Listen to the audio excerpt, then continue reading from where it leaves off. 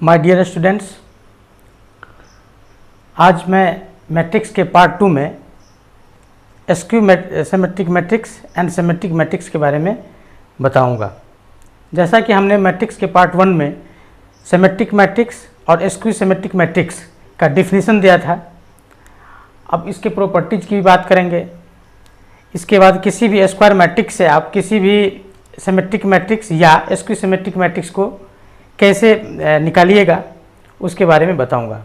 आइए शुरू करते हैं। स्टूडेंट्स, जैसा कि हमने पढ़ा symmetric and skew symmetric matrix के बारे में, a square matrix A equal to a I j. I क्या है? Number of row. जे क्या है? Number of column. M cross m का मतलब जितना रो उतना column, that means square matrix for all value of i and j is said to be symmetric. Symmetric कब कहलाता है? जब a I J is equal to A J I, that means transpose.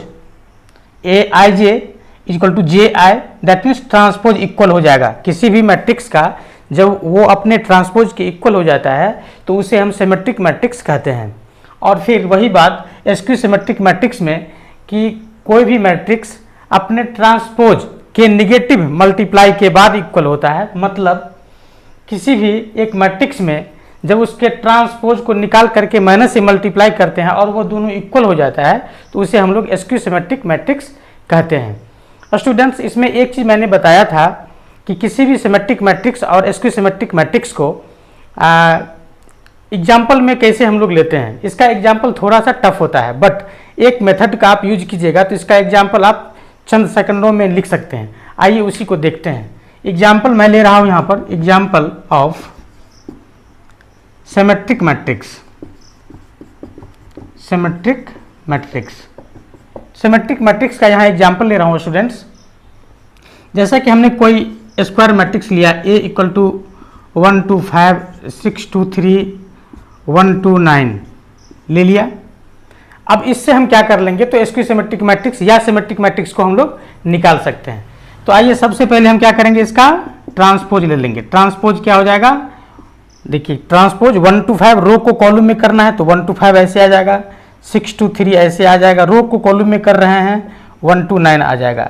अब जब हम इस दोनों को ऐड करते हैं, a प्लस ए डैश दोनों को ऐड करते हैं तो देखिए 1 1 कितना आ जाएगा? 2 आ जाएगा, 8 आ जाएगा, 6 आ जाएगा, 8 आ जाएगा, 4 आ जाएगा, 5 आ जाएगा, 6 5 18। तो ये जो आपको मैट्रिक्स दिखाई दे रहा है ये आपको सिमेट्रिक मैट्रिक्स कहलाता है। ये इसको कहते हैं हम लोग सिमेट्रिक मैट्रिक्स। ये सिमेट्रिक मैट्रिक्स होगा। मतलब जब आप इसका ट्रांसपोज कीजिएगा, एक नया मैट्रिक्स ले लीजिए a plus A dash equal to, तो ये जो बी एक जो मैट्रिक्स बना है ये हो जाएगा सिमेट्रिक मैट्रिक्स। अब इसका ट्रांसपोज लीजिए, that means B dash equal to, फिर वही बात क्या हो जाएगा? 286। देखिए 286 मिल रहा है। 845 तो यहाँ पर 845 लिख लीजिए, देखिए मिल रहा है। 6 5 18 तो 6 5 18 देखिए मिल गया। मतलब b equal to B dash. और इस तरह से हम एक एग्जाम्पल को फाइंड आउट कर लिए। किसी भी सिमेट्रिक मैट्रिक्स का एग्जाम्पल हम लोग इसी ढंग से लिखते हैं। अगर आपको कह दें कि 4 ऑर्डर का आपको सिमेट्रिक मैट्रिक्स लिखना है तो ऐसे अगर लिखिएगा तो बहुत थोड़ा कठिन हो जाएगा। बट अगर आप इस मेथड का यूज करते हैं, a प्लस ए डैश लिखने के बाद a प्लस ए डैश जब करते हैं तो हमें सिमेट्रिक मैट्रिक्स मिल जाता है। और जब हम a माइनस ए डैश करते हैं तो हमें स्क्यू सिमेट्रिक मैट्रिक्स मिल जाएगा। अब आइए स्टूडेंट्स इसके प्रॉपर्टी की बात करते हैं। तो students, properties of symmetric matrix and skew symmetric matrix. अब यहाँ हम प्रॉपर्टीज को देखेंगे। फर्स्ट प्रॉपर्टीज है कि if a is square matrix, a क्या है? एक स्क्वायर मैट्रिक्स है तो a प्लस ए डैश मतलब a plus transpose of a, जब आप दोनों को ऐड कीजिएगा तो आपको सिमेट्रिक मैट्रिक्स निकल जाएगा। कोई अगर आपको कहा दे कि सिमेट्रिक मैट्रिक्स का एक एग्जाम्पल दो तो आप कोई स्क्वायर मैट्रिक्स ले लीजिएगा, उसका ट्रांसपोज निकाल करके और दोनों को ऐड कर दीजिएगा तो वो भी सिमेट्रिक मैट्रिक्स हो जाएगा। और इस तरह से आप एग्जाम्पल भी दे सकते हैं जैसा कि हमने अभी तुरंत बताया है। a minus A dash is skew symmetric matrix, और जब इसी दोनों को माइनस कीजिएगा तो वो स्क्यू सिमेट्रिक मैट्रिक्स हो जाएगा। स्टूडेंट्स, दूसरा प्रॉपर्टी है if a and b are two symmetric और स्क्यू सिमेट्रिक मैट्रिक्स।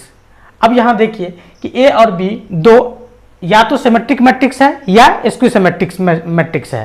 मतलब अगर ए सिमेट्रिक होगा तो बी भी सिमेट्रिक होगा, ये बात मैं कह रहा हूं कि ए सिमेट्रिक है तो बी भी सिमेट्रिक है, ए स्क्यू सिमेट्रिक है तो बी भी स्क्यू सिमेट्रिक है ऑफ द सेम ऑर्डर, और दोनों का क्या है, सेम ऑर्डर है, ऑर्डर दोनों का क्या है, सेम है, then A plus B is symmetric और स्क्यू सिमेट्रिक मैट्रिक्स। कहने का मतलब यहाँ ये है स्टूडेंट्स कि अगर आप दो सेम ऑर्डर के सिमेट्रिक मैट्रिक्स को ऐड करते हैं, जोड़ते हैं, तो रिजल्टेंट जो आता है मैट्रिक्स वो भी सिमेट्रिक मैट्रिक्स ही होता है।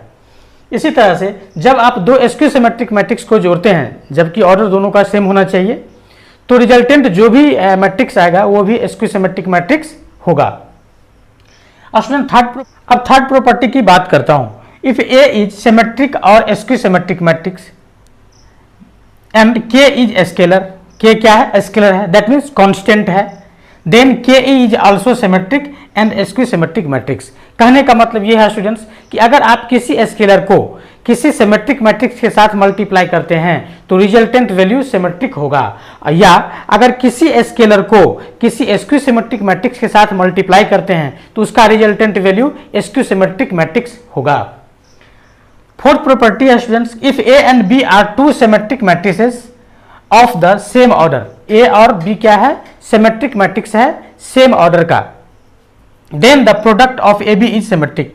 तो दोनों का जब आप प्रोडक्ट करेंगे, दोनों को आप मल्टीप्लाई करेंगे, ए बी निकालेंगे आप, तो वो भी सिमेट्रिक होगा। इसके लिए एक कंडीशन है कि जब आप A B equal to B A को फाइंड ये सेटिस्फाइड करेगी, the product A B is symmetric, A B symmetric होगा कब, तो जब A B equal to B A, इसका कंडीशन है जब A B equal to B A equal होगा तो ए बी भी सिमेट्रिक मैट्रिक्स होगा। अब आइए नेक्स्ट प्रॉपर्टी देखते हैं। अब आइए स्टूडेंट्स फिफ्थ प्रॉपर्टी की बात करते हैं। Every square matrix can be expressed uniquely as the sum of a symmetric and a skew symmetric matrix. कहने का मतलब ये हुआ स्टूडेंट्स कि किसी भी आप स्क्वायर मैट्रिक्स को, कोई भी स्क्वायर मैट्रिक्स है उसे आप सिमेट्रिक मैट्रिक्स और स्क्यू सिमेट्रिक मैट्रिक्स के सम के फॉर्म में लिख सकते हैं। इसका एग्जाम्पल मैं आगे बताऊंगा। सिक्स प्रॉपर्टी है the matrix B dash that means transpose of B into A into B, ये transpose of A into B is symmetric और स्क्यू सिमेट्रिक। ये जो तीनों का जो मल्टीप्लीकेशन है वो या तो सिमेट्रिक होगा या स्क्यू सिमेट्रिक होगा। कब, तो जब ए सिमेट्रिक होगा तो ये पूरा जो है रिजल्टेंट वैल्यू इसका जो भी आएगा वो सिमेट्रिक हो जाएगा। जब ए स्क्यू सिमेट्रिक होगा तो ये पूरा का रिजल्टेंट वैल्यू स्क्यू सिमेट्रिक हो जाएगा। इज सिमेट्रिक और skew symmetric according as the A is symmetric और स्क्यू सिमेट्रिक। ये ए पर डिपेंड करेगा कि ए क्या हो रहा है। अगर इस तरह का रिजल्टेंट हमारे पास आता है, प्रॉब्लम आता है, और अगर इसमें ए अगर सिमेट्रिक होता है तो ये पूरा जो इसका जो रिजल्टेंट वैल्यू होगा वो सिमेट्रिक हो जाएगा, और अगर ए स्क्यू सिमेट्रिक होता है तो इसका रिजल्टेंट वैल्यू भी स्क्यू सिमेट्रिक मैट्रिक्स होगा। आइए स्टूडेंट सेवेंथ प्रॉपर्टी की बात करते हैं। All positive integer power of a symmetric matrix are symmetric. कहने का मतलब ये हुआ कि किसी भी सिमेट्रिक मैट्रिक्स का अगर आप पॉजिटिव इंटीग्रल पावर देते हैं, दैट मीन्स 1 2 3 4 5 उसका पावर दे करके और मल्टीप्लाई करते हैं, रिजल्टेंट वैल्यू को फाइंड आउट करते हैं, तो वो भी मैट्रिक्स जो होगा वो सिमेट्रिक मैट्रिक्स ही होगा। 8 नंबर प्रॉपर्टी है all positive odd integral power of a skew symmetric matrix are skew symmetric. अगर कोई स्क्यू सिमेट्रिक मैट्रिक्स है, चलिए ए कोई स्क्यू सिमेट्रिक मैट्रिक्स है, अब इसका पावर हम क्या करते हैं, 1 देते हैं या 3 देते हैं या 5 देते हैं या 7 देते हैं, दैट मीन्स ऑड नंबर देते हैं, तो जो रिजल्टेंट वैल्यू आएगा वो भी स्क्यू सिमेट्रिक मैट्रिक्स ही होगा।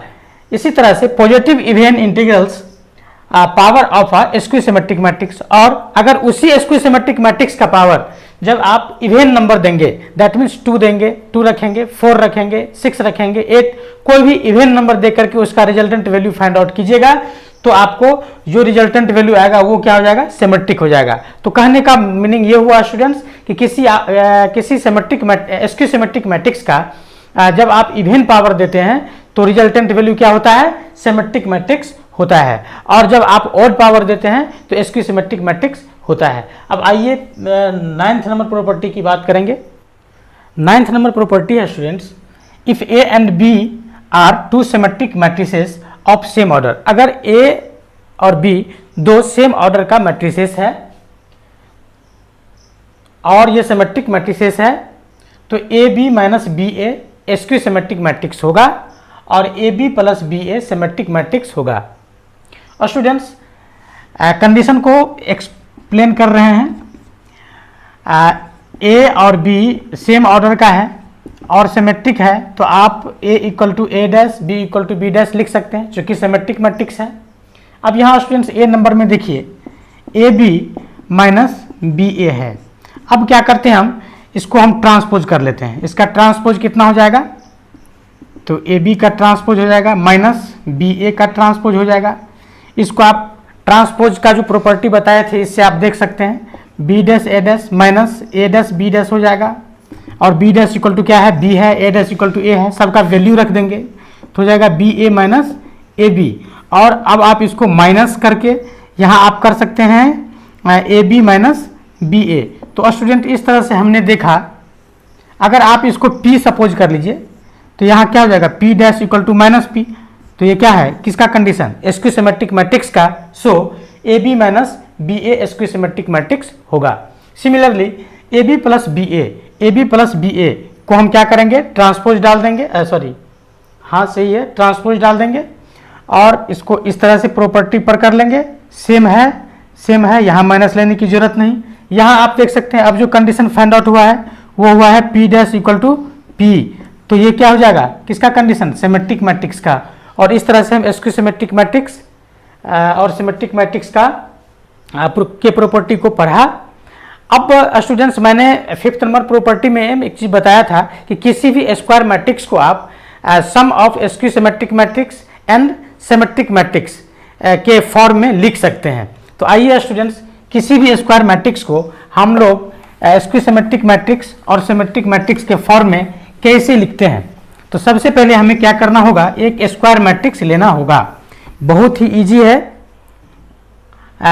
जैसे एक स्क्वायर मैट्रिक्स है हमने लिया 1 2 5 6 2 3 4 2 8 चेंज कर लीजिए 4 कर लीजिए यहाँ 6 कर लीजिए यहाँ 8 कर लीजिए। तो इस तरह से हमने स्क्वायर मैट्रिक्स लिया।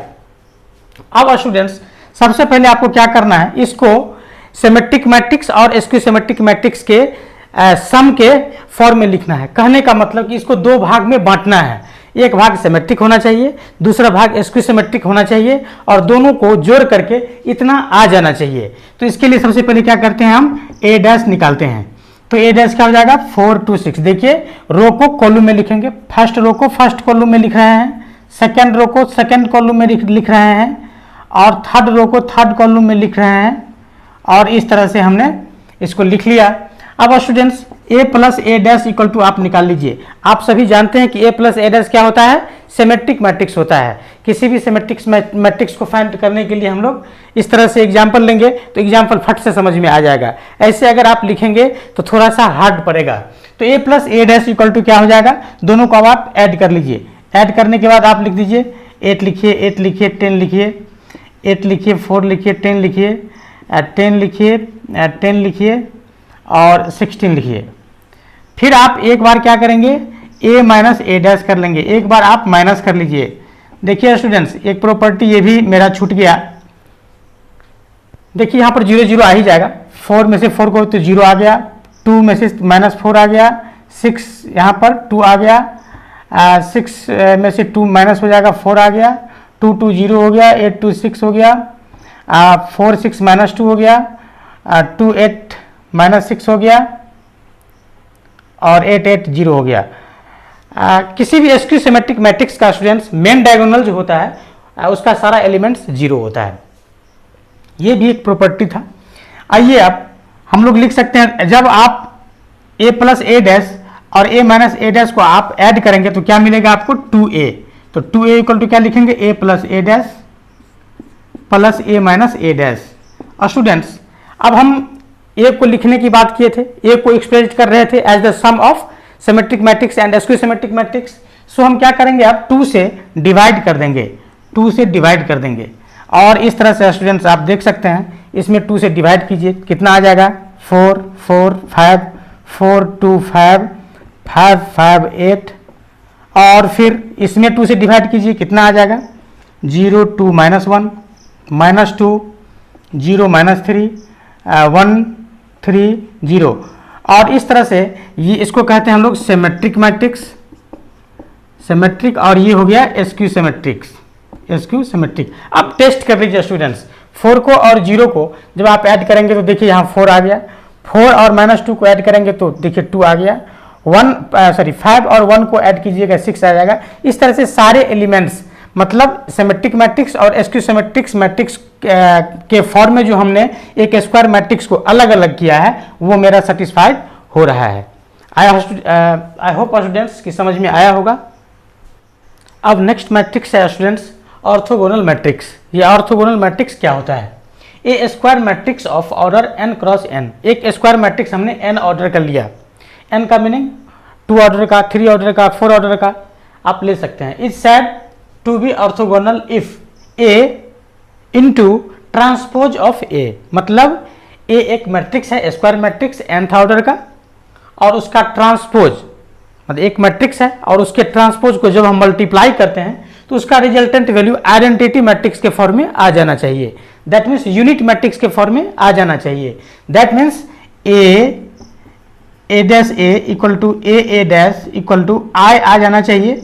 आई का मतलब बोले तो यूनिट मैट्रिक्स 1 0 0 0 0 0 1 0 0। तो इस तरह से यूनिट मैट्रिक्स हम लोग लेते थे, तो इसके फॉर्म में इसका रिजल्टेंट वैल्यू आ जाना चाहिए। तो उस मैट्रिक्स को हम लोग ऑर्थोगोनल मैट्रिक्स कहते हैं। आइए अब इसका एग्जाम्पल लेते हैं। एग्जाम्पल, ये कोई मैट्रिक्स है, एग्जाम्पल इसका ले रहे हैं 1/2√2 मैट्रिक्स 2 -2 2 2।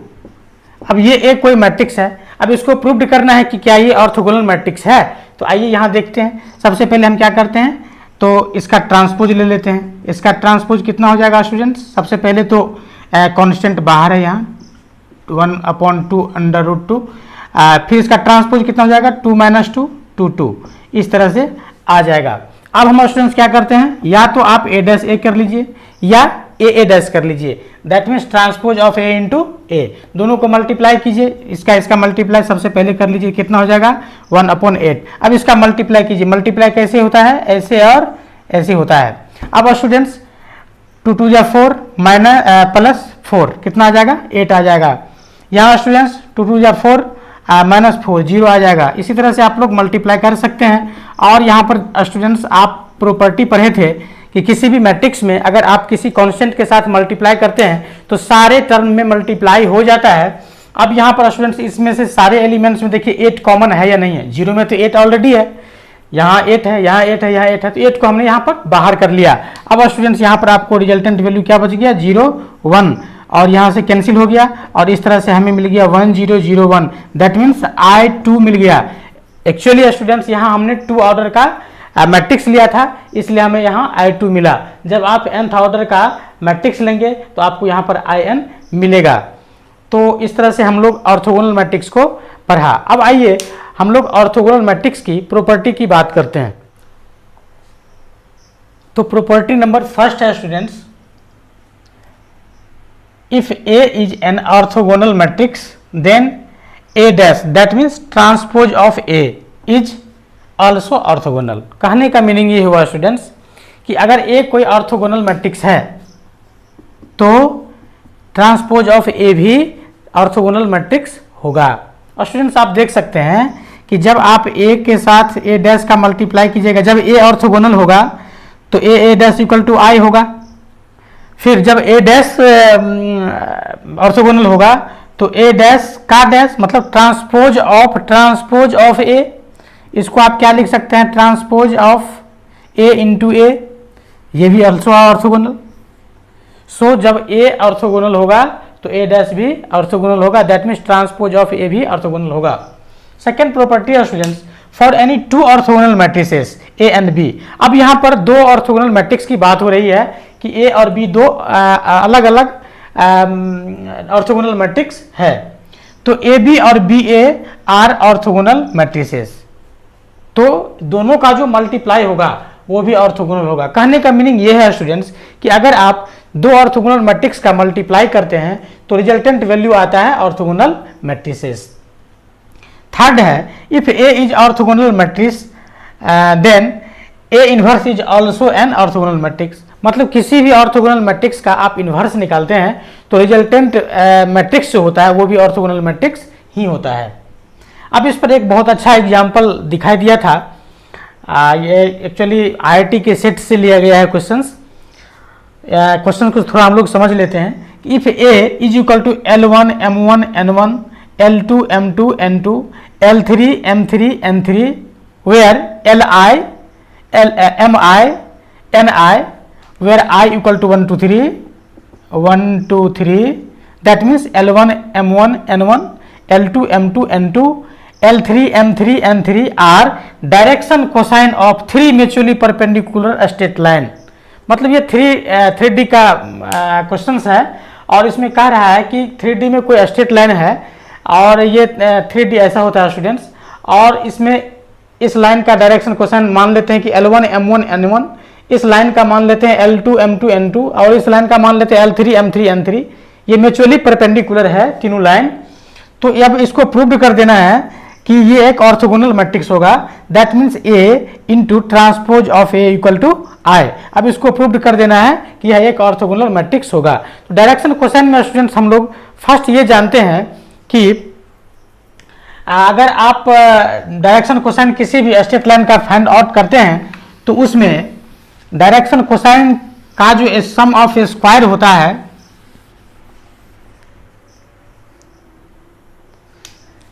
जैसे स्टूडेंट्स हमने लिखा है L1 M1 N1 L2 M2 N2 L3 M3 N3। तो इस तरह से स्टूडेंट्स हम लिखेंगे L1 square plus M1 square plus N1 square equal to 1। इसी तरह से L2 square plus M2 square. सो यहाँ पर हम Li square Mi square Ni square equal to कर देते हैं 1। I इक्वल टू क्या है स्टूडेंट्स 1 2 3 है। अब स्टूडेंट्स यहाँ देखिए ये क्या है, एक दूसरे पर परपेंडिकुलर है। ये भी इसके साथ 90 डिग्री का एंगल, ये भी 90 डिग्री का एंगल और ये भी 90 डिग्री का angle, mutually perpendicular to each other. तो जब आप इसका डायरेक्शन कोसाइन से एंगल फाइंड आउट करेंगे cos 90 इक्वल टू क्या होता है L1 L2 plus M1 M2 plus N1 N2 और cos 90 का वैल्यू कितना होता है स्टूडेंट्स 0। तो इसलिए हम लोग लिखते हैं L1 L2 plus M1 M2 plus N1 N2 equal to 0। Similarly L2 L3। So यहाँ पर क्या कर लेते हैं हम स्टूडेंट्स I कर लेते हैं। अब यहाँ I करेंगे तो फिर झगड़ा हो जाएगा दोनों में, देखिए दोनों सेम चीज़ है। सो इसको अलग अलग ही रहने देते हैं, मतलब 1 हो जाएगा, यहाँ 2 हो जाएगा। तो इस तरह से फिर हम करेंगे L1 L2 L3 plus M2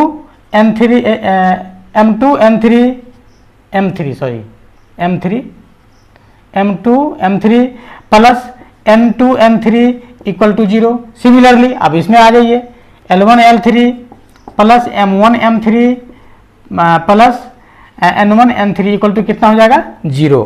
आइए स्टूडेंट्स हम देखते हैं।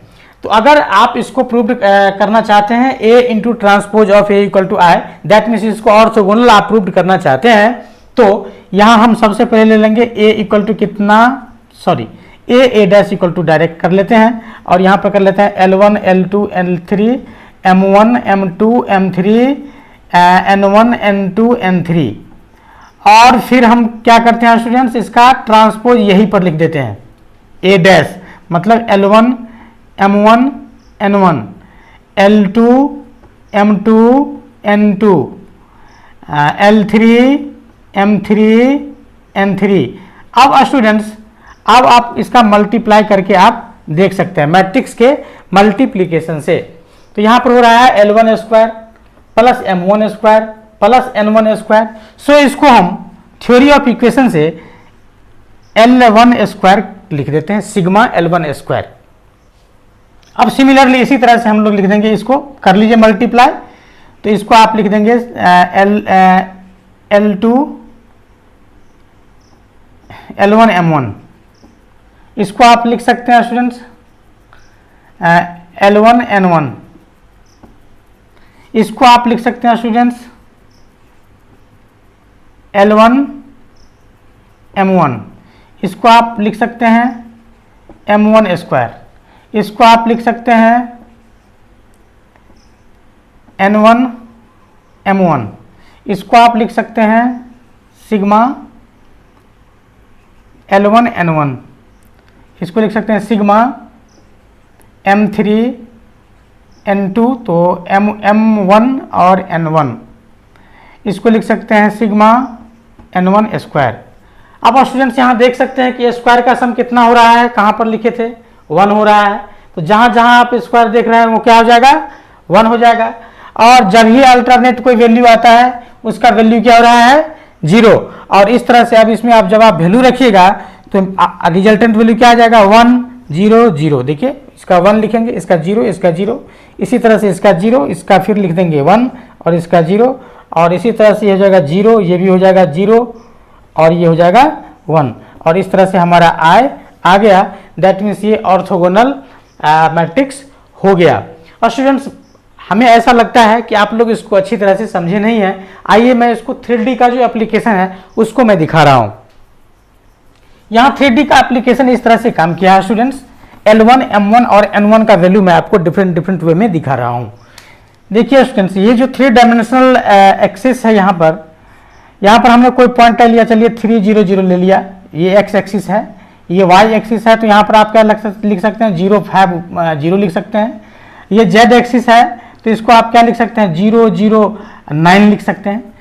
तो एक्चुअली ये जो पॉइंट हुआ ये होता है, पॉइंट होता है डायरेक्शन रेशियो, और डायरेक्शन रेशियो से हम लोग क्या करते हैं उसको डायरेक्शन कोसाइन में चेंज कर लेते हैं। तो इसमें जब आप डिवाइड कीजिएगा, सारे पॉइंट में डिवाइड कीजिएगा, under root 3 square plus 0 square plus 0 square, under root 0 square plus 5 square plus 0 square, under root 0 square plus 0 square plus 9 square से जब आप डिवाइड कीजिएगा तो ये कितना आ जाएगा वैल्यू इसका, तो देख सकते हैं आप 0 1 0, इसको आप क्या लिखेंगे 1 0 0, इसको आप क्या लिखेंगे 0 0 1, इस तरह से आपका वैल्यू आ जाएगा 1। डायरेक्शन कोसाइन, ये डायरेक्शन रेशियो है।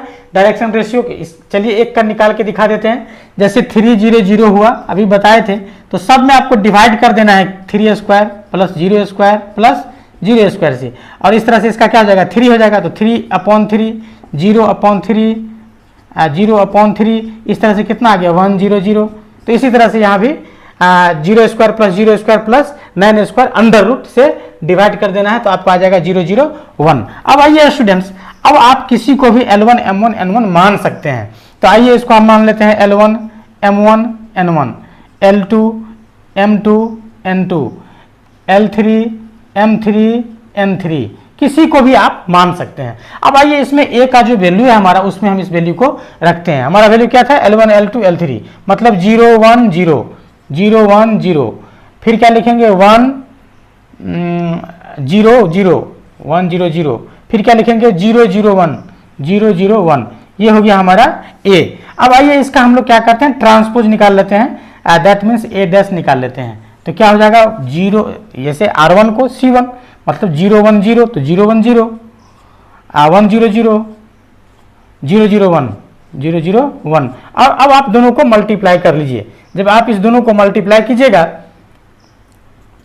ए डैश कीजिएगा, तो इस दोनों को मल्टीप्लाई करने के बाद आपका वैल्यू आ जाएगा इतना, निश्चित आ जाएगा, और ये क्या है आई है, और इस तरह से हमारा ऑर्थोगोनल मैट्रिक्स प्रूव्ड हो जाता है। That means A into transpose of A equal to I proved हो जाता है। आई होप स्टूडेंट्स कि समझ में आया होगा। अगर नहीं समझ में आता हो तो मुझे कमेंट बॉक्स में कमेंट जरूर कीजिएगा।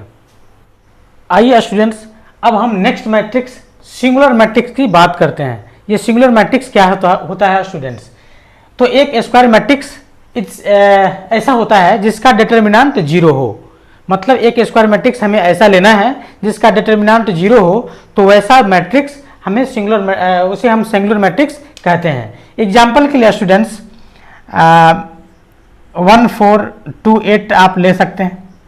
अब इसका डिटर्मिनेंट आप निकालेंगे तो 1 और 8 का मल्टीप्लाई माइनस 2 इंटू 4 का मल्टीप्लाई, तो कितना हो जाएगा 8 - 8 = 0। सो इस तरह का जो मैट्रिक्स होगा उसे हम लोग सिंगुलर मैट्रिक्स कहेंगे। ये 2 ऑर्डर का सिंगुलर मैट्रिक्स है, 3 ऑर्डर का भी होगा, 4 ऑर्डर का भी होगा, बहुत सारे nth ऑर्डर तक भी हो सकते हैं। और इस तरह से हमने सिंगुलर मैट्रिक्स को पढ़ा। फिर नेक्स्ट है आपका आइडेम्पोटेंट मैट्रिक्स। ये आइडेम्पोटेंट मैट्रिक्स थोड़ा अजीब तरह का मैट्रिक्स होता है स्टूडेंट्स। आइडेम्पोटेंट मैट्रिक्स के बारे में कहा जाता है कि a square matrix A is said to be idempotent. एक स्क्वायर मैट्रिक्स आइडेम्पोटेंट तब कहलाता है जब A square equal to A हो जाए, मतलब उस मैट्रिक्स का स्क्वायर करने पर फिर वही मैट्रिक्स आ जाए। अगर यही बात हमारे अलजेब्रा में होती, मतलब प्लेन अलजेब्रा में, तो x square equal to x लिखते और इस तरह से हम एक्स का वैल्यू 0 और 1 लिखते। तो यहाँ देखिए स्टूडेंट्स, ये अगर आप अर्थमेटिक इस प्लेन अलजेब्रा को मैट्रिक्स में लाते हैं तो इनके अनुसार या तो ये ए मैट्रिक्स 0 मैट्रिक्स होना चाहिए या यूनिट मैट्रिक्स होना चाहिए। बट ऐसा नहीं है स्टूडेंट्स। एक्चुअली मैं ये नहीं कह रहा हूँ कि 0 मैट्रिक्स आइडेम्पोटेंट मैट्रिक्स नहीं होता, होता है। यूनिट मैट्रिक्स भी आइडेम्पोटेंट मैट्रिक्स होता है, बट उनके अलावे भी कुछ बहुत सारे मैट्रिक्स हैं जिसका स्क्वायर करने के बाद वही मैट्रिक्स आ जाता है। आइए एक एग्जांपल यहाँ हमने लिया है, ए इक्वल टू, आप देख सकते हैं यहाँ स्क्रीन पर देख सकते हैं। अब यहाँ स्टूडेंट्स सॉरी, यहाँ 0 नहीं, यहाँ पर 1 होना चाहिए, 1 होना चाहिए। अब स्टूडेंट्स इसका हम मल्टीप्लाई करके देखते हैं। तो 2 और 2 का मल्टीप्लाई करेंगे तो कितना हो जाएगा 4, 4 में से 4 और 2 6, 6 में से 4 को माइनस कर लीजिए, देखिए 2 आ जाएगा। फिर आप 2 का और -2 का तो -4, -6, -10 प्लस 8 कितना आ जाएगा -2। और इस तरह से जब आप मल्टीप्लाई कीजिएगा तो आपको ये वैल्यू आ जाएगा, मतलब आपको ए आ जाएगा।